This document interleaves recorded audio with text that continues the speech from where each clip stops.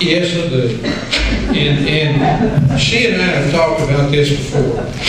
And she brought up a really good example. You live in Lavaca County, no water district.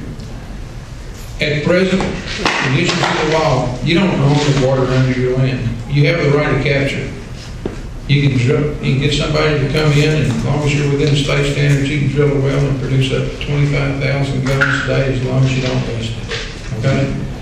Over here in our district, or our two counties where we do have a district, people come in, we register the well if they want to drill. We make sure it's 50 feet from the fence line, 150 feet from the septic tank, and 50 feet from any close plumbing. But we don't deny them a well to go and do the same thing. Produce up to 25,000 gallons a day. And that's a lot of water. You've got to find a lot of uses for water to have that much. At one time, we were at 50. Now, the other people that stand in line to get permits from us are many. It actually makes up 90% of the water pumped in our two counties. All right? We haven't denied any permits except one time, and that was the Aquin. They sued us, and we got over that, and they got over that. But the thing is we went into a moratorium because we know that we cannot continue to permit at the rate that we permitted the past 10 years and have enough water. We can't what? We have. We'll get sued. But let me tell you what can happen in your county, especially if 332 passes, all right? You won't have a water district to sue. When you put a well 50 feet from your fence and it affects your neighbor's water level, he's going to sue you for a taking. And you're going to have to defend yourself. That's right. And I would like to respond to that. Okay. Here we go.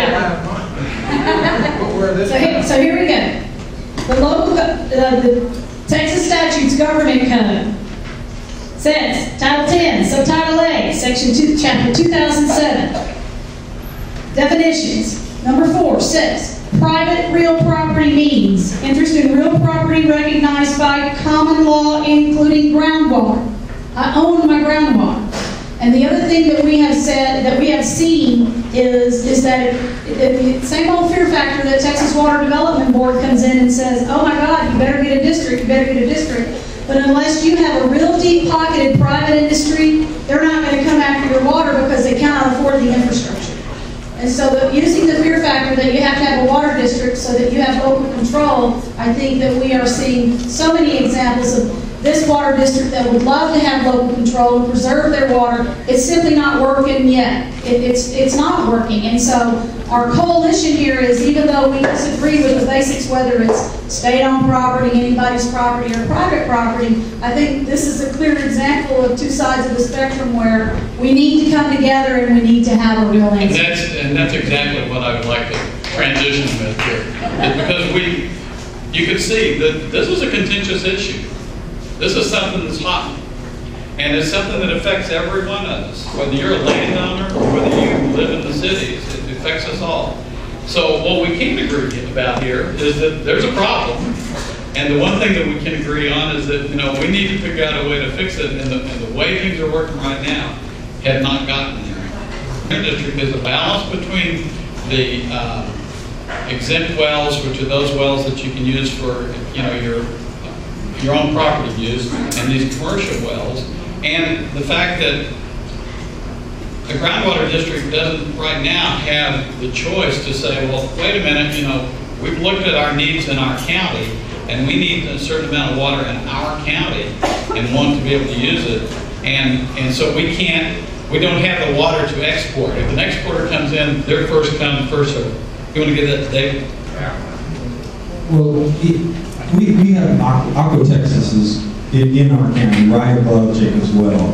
They leak about 50% of what they pump, and we passed a rule that limited that to 15%, and they sued us, of course, and that's still in process.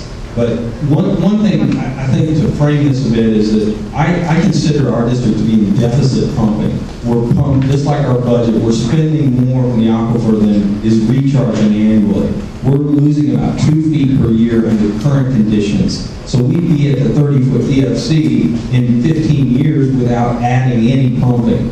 So you are absolutely correct that by having a big DFC, the districts are going to be mandated to permit up to those levels. And what that's going to do is take away water that was there for these exempt users and for the agricultural users that had the privilege of that water before. So a very conservative DFC actually is going to be the best way to protect the water rights of all the users, because I think it's, to be conservation-minded, you give out a little now, you study that, you see how it goes adaptively. If there's more, you add it. Don't give it all out at once, because then they're going to come to you, to the districts, and they're going to say, hey, you have to permit to the MAG, so give us that water.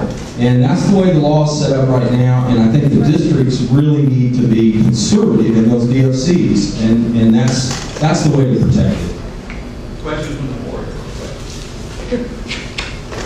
Trying to figure out how to get this back. Actually, you may have stolen a lot of what I was about to say. So I'll keep it shorter. But I mean, I think, I listened to this debate, and God knows I've been in the middle of this debate for a decade. But the problem is that neither system is working. The groundwater districts, I think, I was around when some of the first ones were being developed. The reason behind them was to address the problems with the rule of capture and stop people from snagging water from underneath other people's land. And that was the intention. It was a great intention, and in some districts it works very well. In certain districts, depending on who's running the district, it works very well. Unfortunately, it all depends on who's running your district, and if your district is, for whatever reason, being run by different people with different views, it basically turns into the how do we steal water from underneath people's property to go sell it? And it's a mess. And I think the answer is whether it's property rights, whether it is public interest, and I find myself torn between both of those views. The point is water is a limited resource. We can't increase supply. And we have two basic problems, I think, in our water code, and I'd love to toss this back to the panel for their discussion of it. One is the lack of an understanding of the interrelationship between groundwater and surface water, and the idea that you can't pump down your groundwater and ignore the fact that it is linked to the state of surface waters and everything that happens there. And the other is that what you were just saying about where our desired future conditions are, and it's one thing to say we want to be here 50 years from now, but we don't understand the interrelationships, we don't know our growth, there are so many variables in the next 50 years, we've got to change the idea that we just pump to that. Can I add that briefly? Sure. Thanks. I'm Ian Davidson, I'm from Houston, but I'd just like to clarify this, I think, a little bit by adding to what you said, which is brilliant.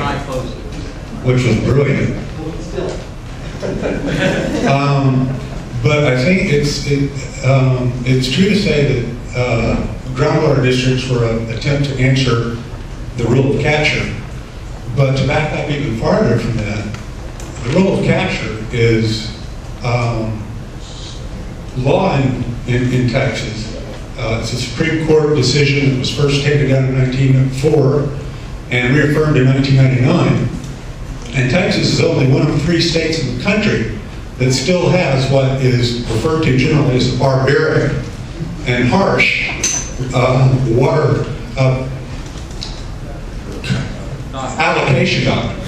And the doctrine that most states follow is the correlative rights doctrine, which gives everybody an equitable share in the water that they own, or the land that they own over the aquifer. But at any rate, the primary point I wanted to make was that by enacting the rule of capture as the rule of the land, the law of the land, the Supreme Court in 1999 effectively said specifically that they conceded that the rule of capture was a little bit out of date, but they felt nonetheless that the Texas legislature was best suited to handle water rights disputes. And in that same paragraph, they said that we want to give it time. We agree this is an outmoded system, and the dissent was even harsher. But we want to give the water district some time to see if they can solve the problem. And so I don't know how long the Supreme Court plans on waiting, but it seems like a lot of what we're hearing today so far is the failure or the lack of effectiveness of the water districts, and they're being hamstrung by the legislature. And what intrigued me about, I'm sorry, your name again was Judith. Judith's statement is, how do we get back into the arms of the judiciary the solutions to the water allocation problem? Because what the Supreme Court has done has shunted that into the legislature, and we're seeing that that's very hard to fight. And I think one of the key things to point out is that when you understand that groundwater is linked to surface water, you've got your hands on dynamite in terms of getting back into the judicial system. Thank you. And that's exactly one of the problems is in this state we do not. The state government, I'll bet you each one of you knows that groundwater and surface water are connected. But the government of Texas, the state of Texas doesn't recognize that. And it's been a great big problem. Let's make it quick though. Statutory law trumps common law. Common law comes from the courts. The Texas Supreme Court enforces the common law until the legislature abrogates the common law. The Texas Supreme Court is now considering the question of who owns the land, the water under the land, in a case called Day versus Edwards Aquifer Authority. No relation. They're going to make that decision depending upon perhaps what the legislature does with Senate Bill 332, and therein lies the trap, and we'll get to that later. Exactly, that is exactly what happened. Bill has just been dying to say something over here. Okay, you asked me earlier, asked what was the problem, what's broke with Chapter 36, what's broke with Chapter 36. I'd like everybody to pick up one of my cards afterwards. And on the back side, I'm not selling anything, this is just my website. But on the back side, I would make a statement here that our more rural areas cannot preserve groundwater for their future economic development, period. Texas has a first come, first served policy of groundwater depletion. On the back of the card, I've got 3 points in the law in Chapter 36. Okay, the one up in 36.1132 is depletion and not preservation. Okay, and if you go into the code, you'll see that once the groundwater establishes how much managed available groundwater they have, which is basically their amount of surface water at this particular time, a district must permit up to the full extent, 100% of that groundwater. So that means Monday morning, if there's some consortium of water marketers that have gathered a bunch of land, large landowners together, okay, they can come in there Monday morning and ask for a permit for the class of landowners to take every bit of your surface water, every bit of it. And then you end up in a situation where y'all have, where you have to, quit issuing permits because you've exceeded that managed available groundwater, which is your surface water. Okay. Just to add a little bit to that, the Texas legislature is working with that right now, trying to break up the law. Just quickly, I've got 2 more points right here. The other section is the first come, first served thing, and this is what really needs to be struck from the language of 36. It said a groundwater district may not issue permits on transport that is more restricted. If we struck that out, that would totally eliminate all the problems we've got right now. That is fundamental, okay? That's the local control program. Yeah, that's point 2 in the card here. Really, it should be point 1. But then the third thing, there is a provision which I call a 30-year provision, which conflicts with planning.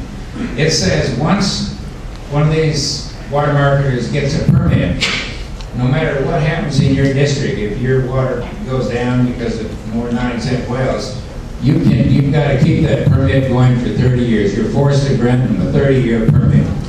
And that language needs to be. Well, there are some conditions on that, and Bill will speak to those.